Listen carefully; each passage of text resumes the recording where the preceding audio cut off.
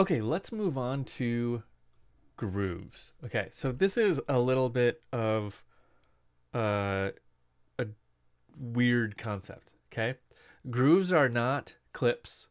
Grooves are not instruments or sounds. They are, let's say, patterns. Here's how grooves work.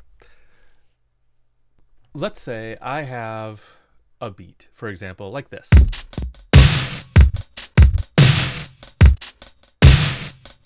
Okay, so this is pretty straight. It's boom, bop, boom, bop.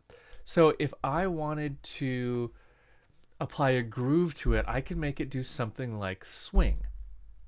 So swing is a very common groove. If I click on one of these, you can hear a preview of the groove with just ticks. Right? You can feel that. It's different than straight eighth notes.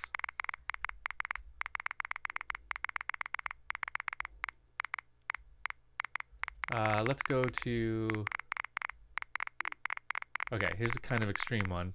So I'm going to apply this swing groove to that clip by taking this swing, this groove file, and dropping it right on top of that clip. Okay, let's hear it now.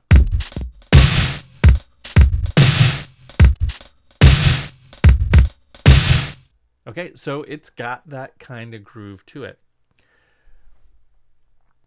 So groove files are swing, rock, rumba, here's percussion conga, jazz rock, jazz African, house, hip hop, funk. There are all these different kind of stylistic patterns